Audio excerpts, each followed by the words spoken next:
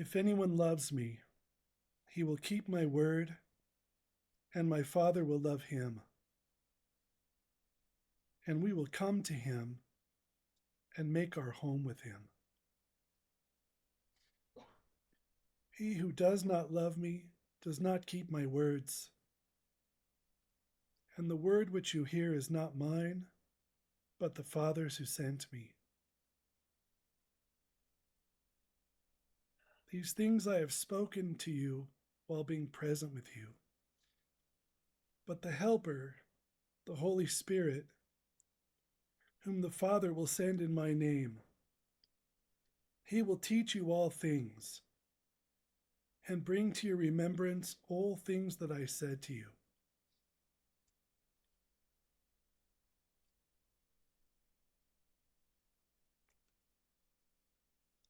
That's all we're going to read. Okay, I think we could start. So I told the band already because we spent time together, but I want you guys to know I'm in pretty intense purification. So the band said the classes are still being okay, but it's been a month. So I'm just saying I'm in that space. So do my best. Sometimes that comes with headaches for me, and it's harder to be clear about what I'm saying. So I'm going to use notes. Well, the first thing I want to say is totally off script, though, which is, don't you guys think it's just always happening? And all you have to do is just slow down, get out of your head and your agenda, and it just is already happening. Do you notice that? You don't have to create it and you don't have to make it up. If you just stop with all the whatever you're doing and just get still, this is why the monks and nuns say that your leisure time is the most important time of your life. Of course, they probably aren't going to go play video games.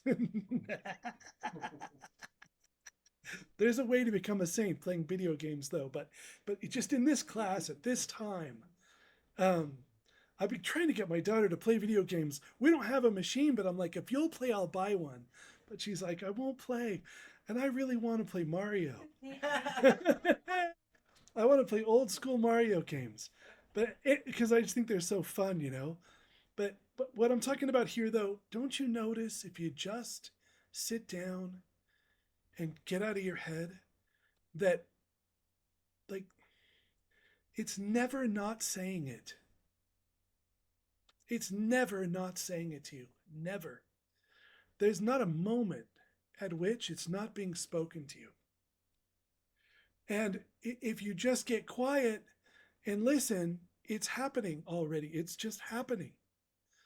And it you know, for it might be holy sorrow, it might be tears, mourning, thoughts about your life and wisdom that comes with it, the lessons you're learning through life experience. But if you just get still, it is never not happening. And and so it's like the whole path in a way could just be said, just listen. Just listen. It is happening. And if you get an agenda in your head, you might think, well, what's happening? I don't know if it's spiritual, but it is. It's happening in you. There's never a moment where God is not speaking it. Never a moment. All you got to tune in is just tune in and listen. And then try not to be trumping it up in your mind with false ideas and agendas that we have that pollute it. And sometimes I've noticed for a minute my head will be thinking it knows what it wants to think about. And when I drop under that, it's like, oh, there's the current. There's what's actually happening. And I've got to come up out of my head space just for that second where you notice you're in an agenda, you're doing your life, you're doing what you do, and you just come out of that, you drop out, and there it is again. There's that current just flowing. And it's never, ever not flowing in you, ever. It's never not flowing. It's just whether or not we'll engage with it or not. That's all it is. So it's just that close all the time. And you know, we know all this from Christian spirituality, but our preferences play a large role as to why we wouldn't listen to it. You know, I think when I come up into normal world, normal thinking, what the popular population might think, they would think it was horrific if you had tears coming up for 3 days straight. And maybe not because, and especially they would think that's strange if no event had happened in your life that would cause those tears. But if you're interfacing, if you're interacting with God's power, you're in some sense, even if you're not conscious of it, you're touching infinite love and infinite joy, the thing to which we're called to. Then it would be, there's just one possibility, but wouldn't it be natural to interact with God's power and weep for how unloving and unjoyous we are? Wouldn't you just naturally in your soul think, oh no, there's infinite love and I'm wasting my time being this way and this way for this and this reason, and it's all a waste of time. That it's not low self-esteem, or there's nothing hurtful about it. It just, you would weep. You would weep. But that's if you're touching it. You would experience holy sorrow if you're touching it. And you don't have to make it up. It is there and it is speaking. It is there and it is speaking. And so much of our lives we spend not listening, not touching it, staying above or outside of it. It's right there. It's just right there. And it's never not taking place. It's never not taking place. But if you don't want to do some introspection, if you don't want to do deep looking, if you have a resistance to that, then you don't want to go, because when you enter, it might be deeply introspective. It might be. There might be holy sorrow involved. There might be purification involved. And if you have a preference to not feel that way, then you just pull out and don't touch it. Then you just pull out and don't touch it. And I think it's personally better to be in touch with it, even when it's in the currents I don't love, than it is to not be touching it. It's just better. So I picked this scripture. I kind of knew what I wanted to talk about today, and then I found a scripture that sort of suited it, if that makes sense. And so what I want to say is, this is John talking about interbeing. This is John talking about what I'm saying, which is God is living in you. Now, you know that. And he's speaking at it for, it's John the contemplative. So most of the other disciples got hung upside down or murdered, for preaching the message. They all got crucified on the cross for it. But John got to live to a ripe old age. He took care of Jesus' mom. And he got years and years to meditate on Christ, to meditate on what had happened. And when he wrote this gospel, the thought at the time was, who needs it? We don't need another God. This is before they read it. The thought was, who needs another gospel? We have 3. But he kind of blew the Christian world out of the water with it, because it was the fruit of years of contemplation, of living in that power, integrating it deeply. And so, he's giving us these glimpses into what is reality? What is this? What is life really? What is it? What is it? And here he's speaking about our union with God and our union with Christ, and ultimately, if we read more of this kind of language from John, our union with each other and our union with creation. How it's all one. It's all one thing. And spirituality, whether it's Hindu or Buddhist or Christian, it really doesn't matter. Shamanism has a certain level of it. It, it any spirituality anywhere on the planet finds its fruition in some kind of profound experience of oneness with everything. That's it. And I was thinking that that oneness is like, I'm not going to go into this, but I was thinking how concrete it is. I think it was Eli that sent me a video, but it might not have been him, so I'm not sure. But a video on this mycelium, this fungus that grows in the ground, and how it connects all these trees and plants to each other so that they're effectively all communicating with one another in the forest. The tree and the bush a mile away are actually communicating through these connections. And then the more we learn about ecosystems and the planet and the oceans and forests, we're finding out it's all connected. To me, that's creation itself. So you think of creation as God's expression. God makes it. And God makes it for a reason. So if you learn about it, you would be learning about God in some way. All of it's, we're finding out more and more, all connected in concrete, real ways. We're all connected. And that's, how like the Bible says mankind was created in the image of God. People are always like, what is that? What is the image of God? And I'm not going to talk about that tonight, but this is like a hint of that. It's a cousin to that. God connects everything in the universe is connected to every other thing in the universe directly through God, through that power. And then anywhere you look, you find interconnection. Anywhere in nature that you look, you find interconnection. It's all speaking it. Everywhere you look, it's saying it. And let me just make sure I don't skip anything because I don't want to mess this one up. Okay, so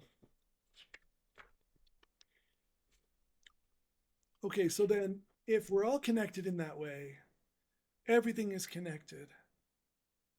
And you see it in nature. You see it being said in nature. Then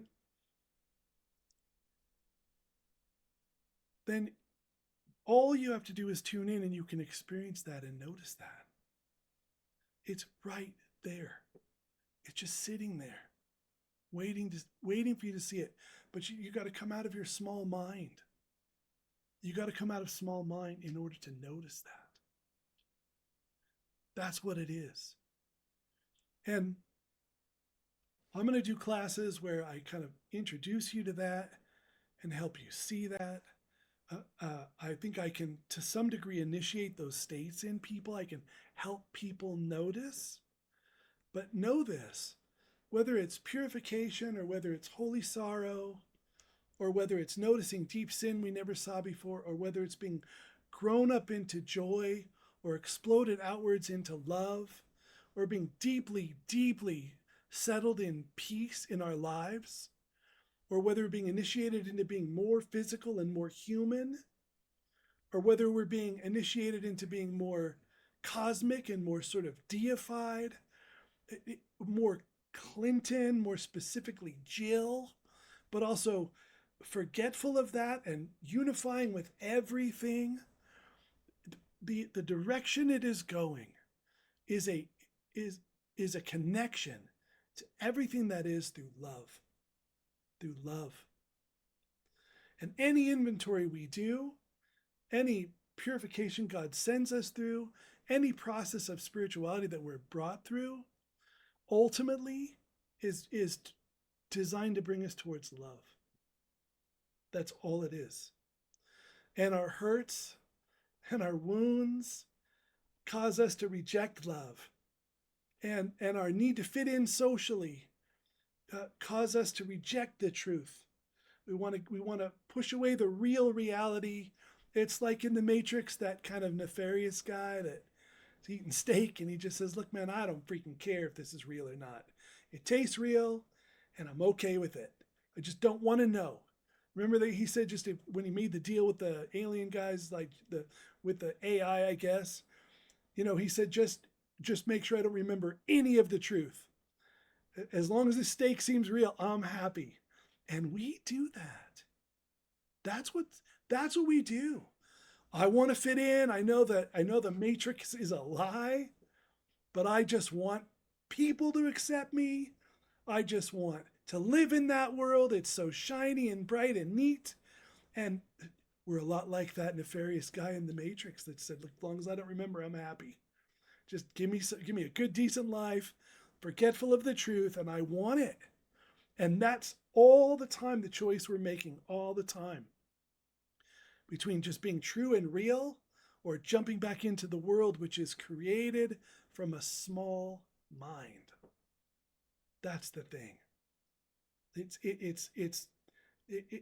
Nature is beautiful and wonderful, but our creations, while they contain sometimes the most incredible beauty and wonder, our creations are also almost always created by and through small mind. A mind that is not connected to everything. A mind that says purple doesn't go with orange. A mind that says this stripe doesn't go with those dots. A mind that says those people can't know those people. These kinds of people are different than these kinds of people, and we can't relate.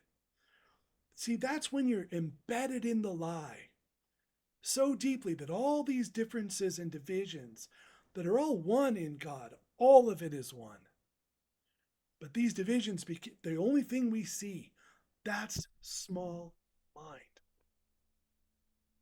And big mind starts to see and experience connections between all things. It starts to see and experience that. And it starts to include more and more in what it's the I made a video today about it. Like this person was at a pond and the ducks were flapping and loudly, and swimming under and quacking at each other. And there's like a time when like a duck pond will get pretty crazy, and it's like they're slapping it. They like fly across the water and they're slapping the water, and and then everyone starts, and then they're all slapping, and it's just like this freaking nutball factory for a while, where it's so neat. But then there's people walking up, and there's turtles sunning out on the stone, and there's seagulls flying all around, and they're squawking, and it seems like chaos in small mind. It's same as a forest, where you go into a forest and there's all these dead trees that have also fallen over one another and around one another, and things are growing up in it. We create nice, square, perfectly ordered things, right? And we say that's clean, that's good. That's all small mind. It reminds me of Black Elk, who said, "I don't know how you can live in square homes." He said, "A circle is where the power is. A circle is where the power is." And I'm not creating a dogma out of form. We all should build round houses. But you see the point. Small mind, big mind. So at the pond, this person was experiencing at the pond, in big mind, all of that is one whole, and it seems perfectly orchestrated and ordered. There's a profound order to it that you can't notice in small mind. Small mind, it seems messy. Big mind sees the whole. That's what we're moving towards. That's what we're moving towards. And our little categories and our little rules about everything and our little ideas about the way things ought to be, we're wrong. And we're holding on to it, and it's got us stuck. And it's just like, just step out of it. Just step out of that. There's something bigger there.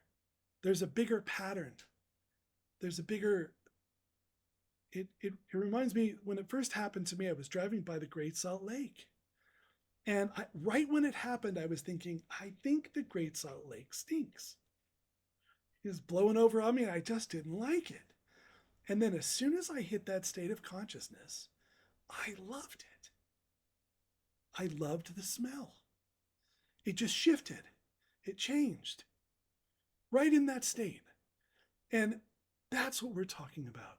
It it it it changes everything. And if you think about our role as deified human beings, it's to unify all of creation through our love.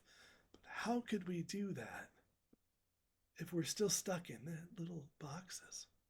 These little tiny boxes.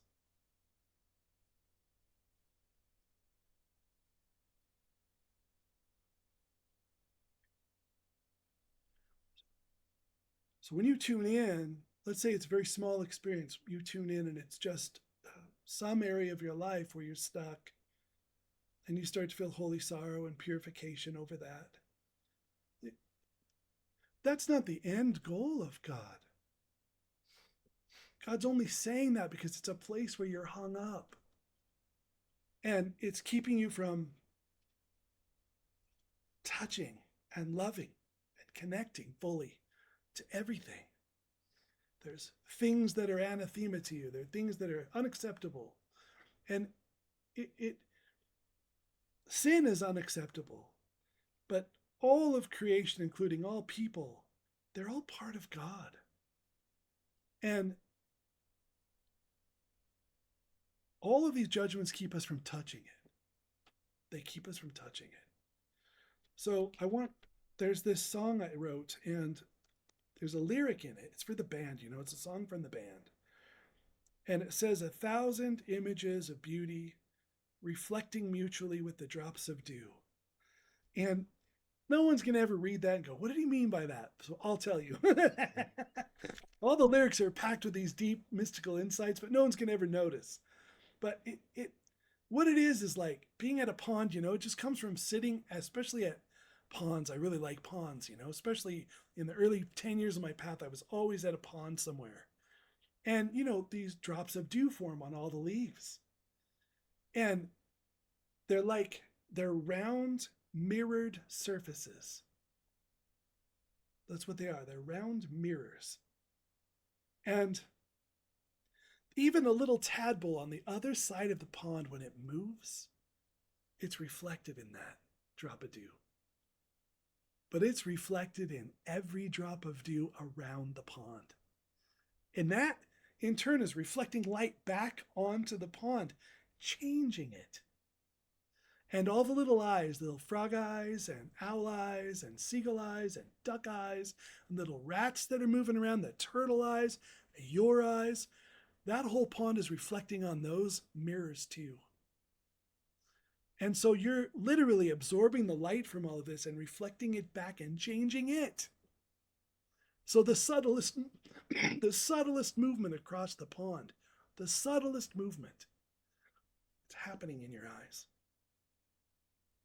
And I think that is a great analogy for how our interconnectedness plays out. That literally every single thing in the universe is touching every other thing in some very subtle way. And nature, being God's good creation, I think it's designed to expand a person's consciousness to start noticing that. I think that's what it's for. I think every leaf being different than every other leaf, every leaf being different a month from now than it is now, every tree being different, not all snowflakes different, all the crystals different. It's saying infinite diversity, infinite possibility, and it's saying it always. It's never not saying it. And if you can touch that without saying, I think a garden should look like this, my yard is the worst example because we bought it And the guy that did it, he just flips homes. So he bought the home, hired a stale person who does it for a living and says this is how things should look, and they just made it into a drab, soulless but perfect yard. That's what it did. Soulless but perfect. It's nothing is wrong, man. Nothing. I mean, now it is that we own it. It's all grown up crazy, but uh, everything's exactly how it should be. But you never really feel it in any deep way because it's made by small mind. That's who made it. Small mind made that with all kinds of ideas about how things ought to be. But if that yard had been created slowly by people living there in the Spirit, moved by the Holy Spirit, then that becomes something very different. And maybe it doesn't look as good to the small mind. But because it was done in the Spirit and in the power with people really living, because of that, a person in the Spirit who experiences that yard experiences power in that yard that is not present in the sterile. In that same song, I call it the small but pretty. The small but pretty.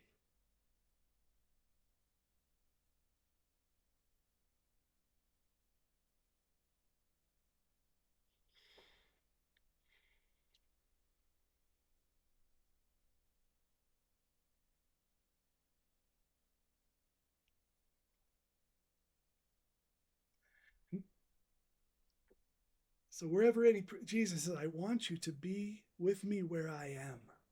That's what he says. I want you to be with me where I am. I want you to be with me where I am. And this principle of interconnection, which God is the connection point, it's played out in salvation because God becomes a human being,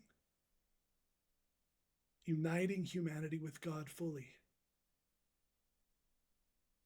And that event, in a major way, much bigger than if I make a movement and across the universe, it just barely reflects in somebody's soul. It just feels like the tiniest little current. You make a big movement, you reach enlightenment, and on the other side of the universe, just the tiniest ripple, someone woke up, just a little bit of wake up in them, just a little bit of wake up happened in them. It's so tiny. Not so with Jesus, because Jesus is God incarnate. So God incarnates, becomes a human being, becomes human, is deified, uniting humanity with God. That thing is happening now.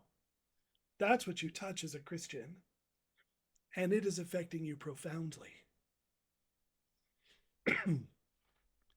God is bending all things towards its will. All things pulled towards its will. All things. And God's got a hard job because it's all cats. It's like all cats, and God's got to get them all there without violating their free will, and they're all acting like cats. So it's like, oh, you want me over here? I don't like my foot, I'm busy. No, I'll come over when I want, but not when you ask. That's us. And God's like, here, kitty, kitty. That's Jesus. Here, kitty, kitty. And we're like, whatever.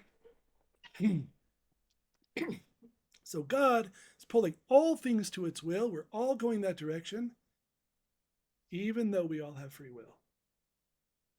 So it's God's job is to entice and coax and invite and love and forgive and comfort and allow us to whatever we do, whatever our movements are and our own self-will is. God's job is such that it's to bring us all into union over time anyway.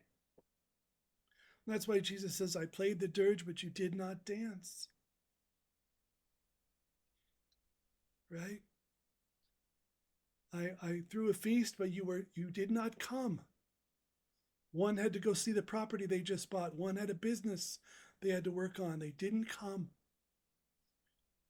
That's why that parable goes that eventually Jesus just invites everyone, no matter what. Anyone can come as long as they have the white garments, as long as they are purified. So God's right now saying, here, kitty, kitty, here, kitty, kitty.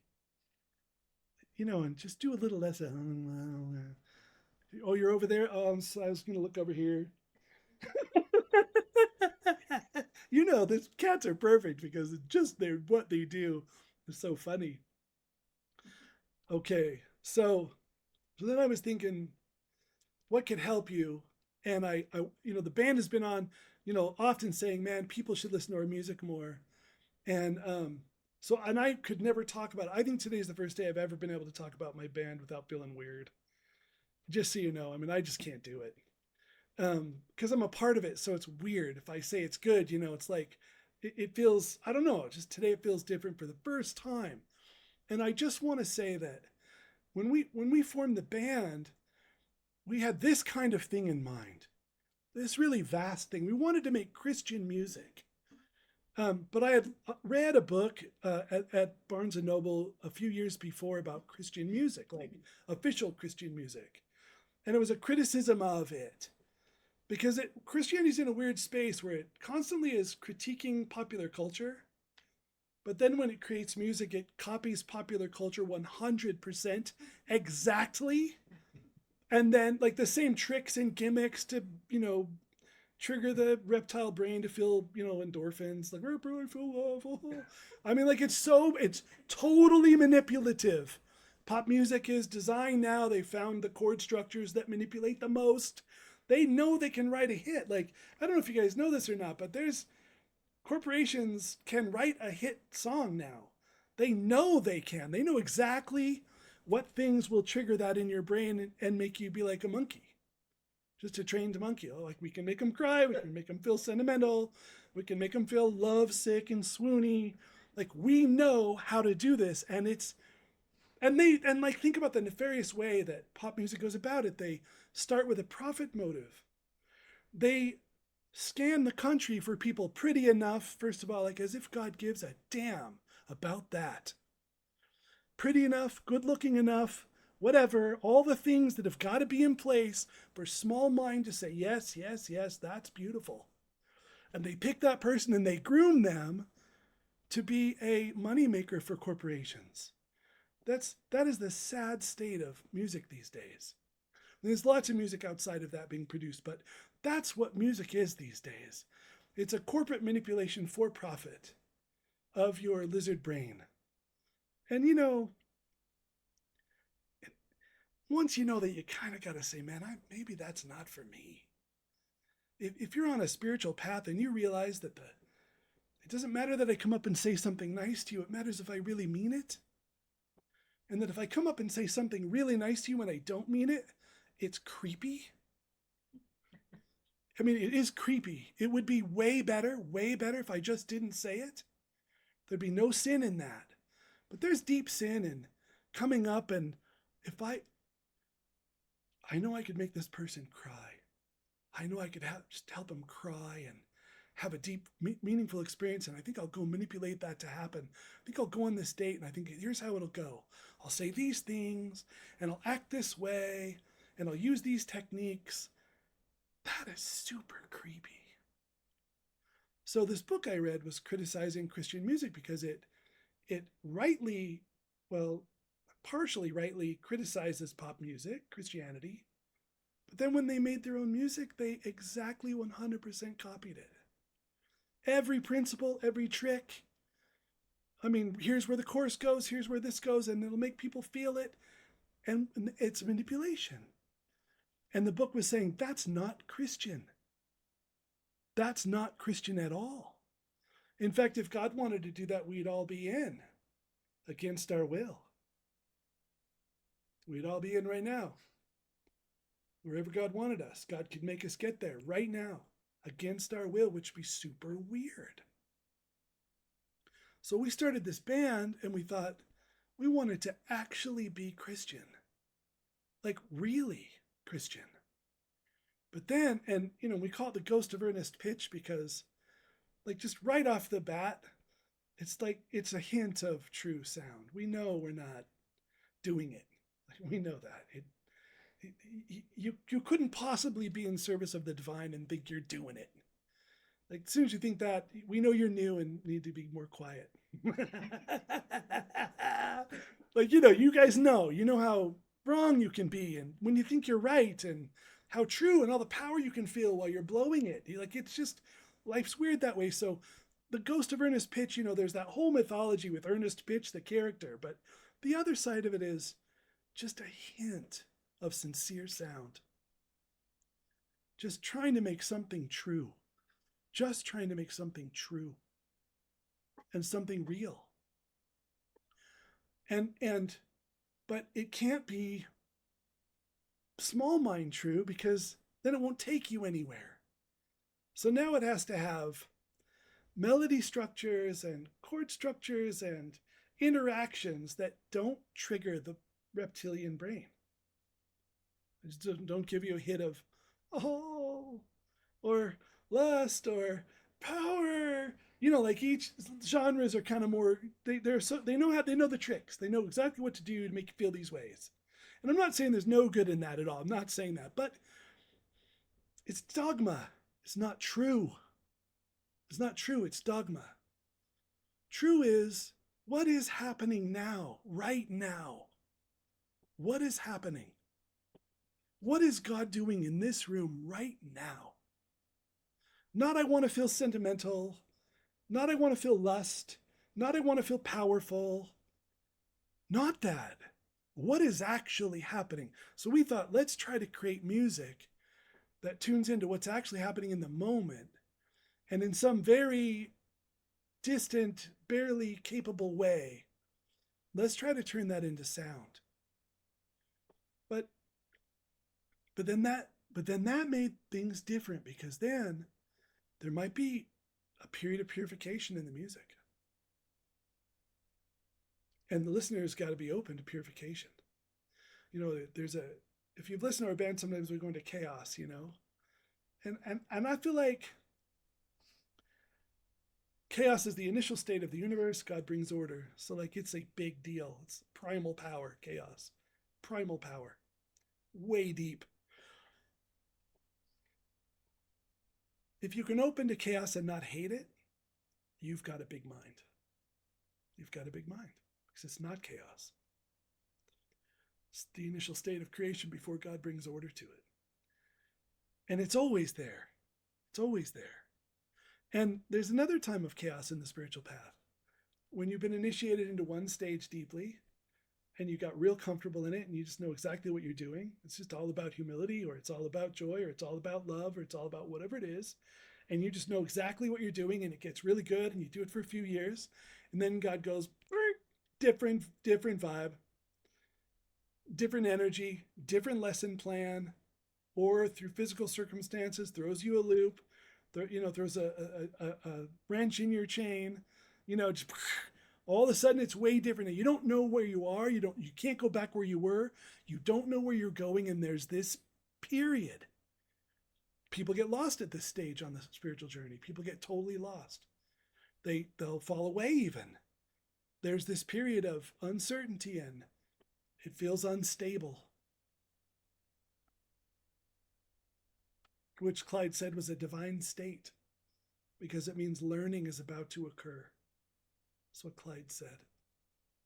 If you were confused or unstable, he said, that's a divine state. And it means that learning is about to occur. So, like, if you play what is, as a band, if we try to play what is, what's actually real, well, then that's going to be a part of it. And I think our not our songs, but our jams are, to some extent, sometimes really powerful this way, or sometimes, we're just getting by. At a very best, it's going to be Ghost of Ernest Pitch. It's the name, It's just going to be a ghost of it. But they're like a microcosm of a whole movement of spiritual growth. That's what they are. And it's a microcosm of spiritual growth turned into sound. And just like how nature can Just how if you hang out with a cat, don't put sunglasses on it, and make it into something, but like, what is it? Just the cat, or just the tree, or just the river, or just the land, just the ocean, just the forest? If you're with it, man, it's paying attention to that form because it was created by infinity. It pulls you towards that infinity. And that's what our music does. That's what it does. And people that tune in every day, listen to a track every day, they all report it's way easier to be in the power. It brings them into that power.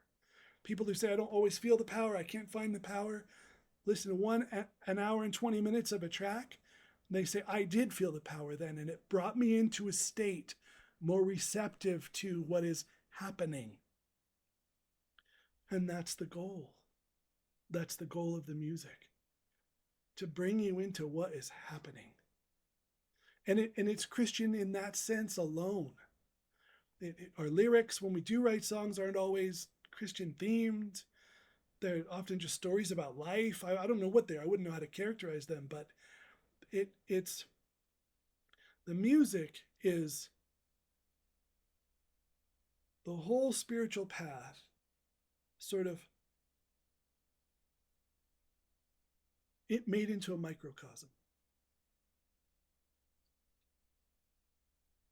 Some of the movements of a spiritual journey, some of them turn into sound. And if you listen to the band, you can participate in that. And that's what we made it for.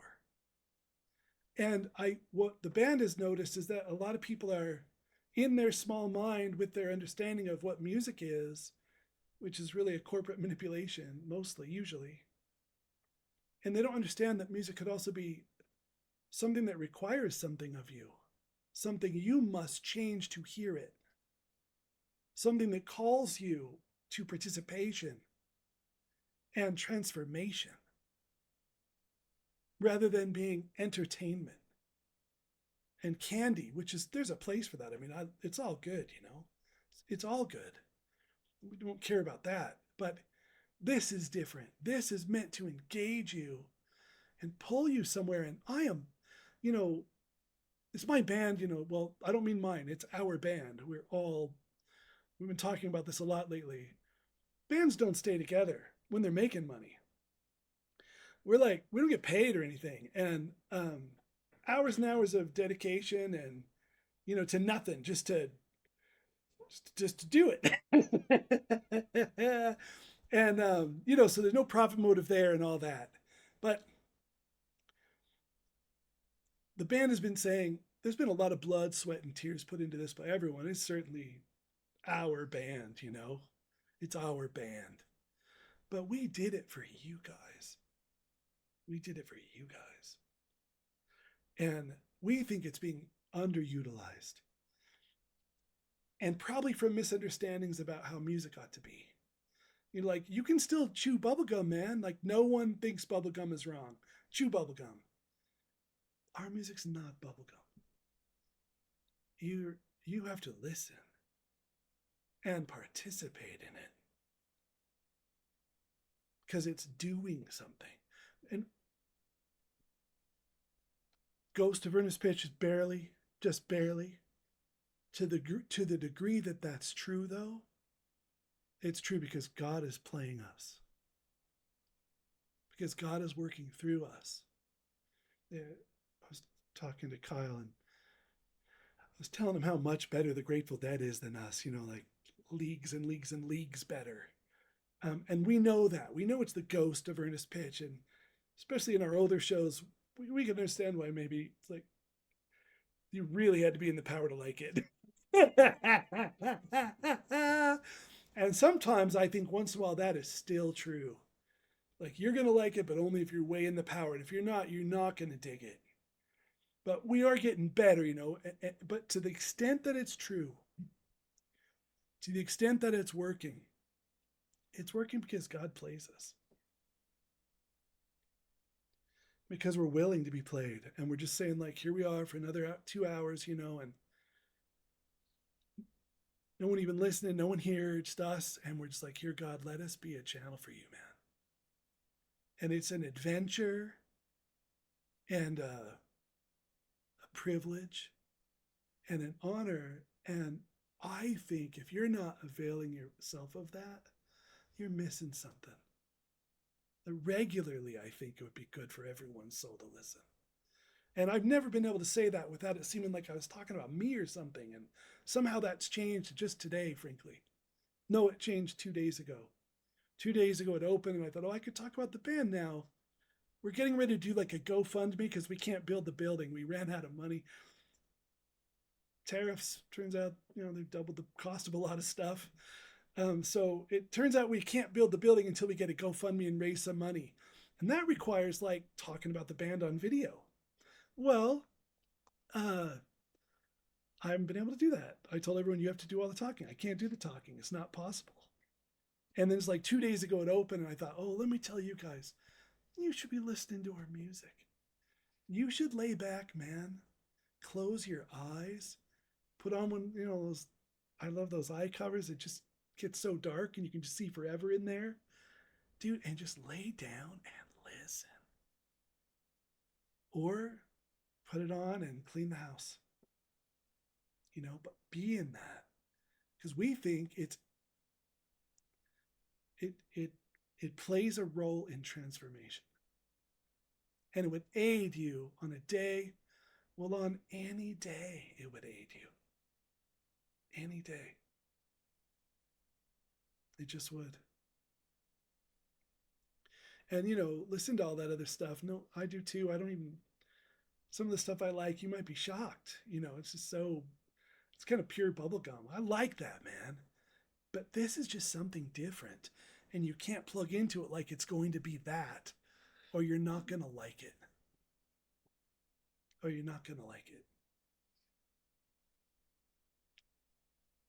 Okay, so then last thing, the band, okay, that's one expression, but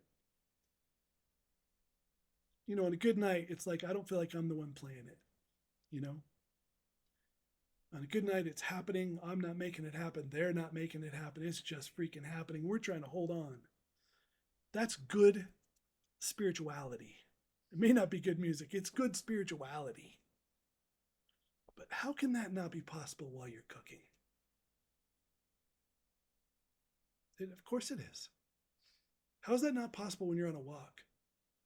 Can't you be on a walk with that intent? Does every intent have to be about something other than that? Couldn't it be, where should I step? How shall I place my feet on the ground? Couldn't a walk be that in tune with God? Seems like anything can be. And to me, I think in an ideal world, everything should be. Everything.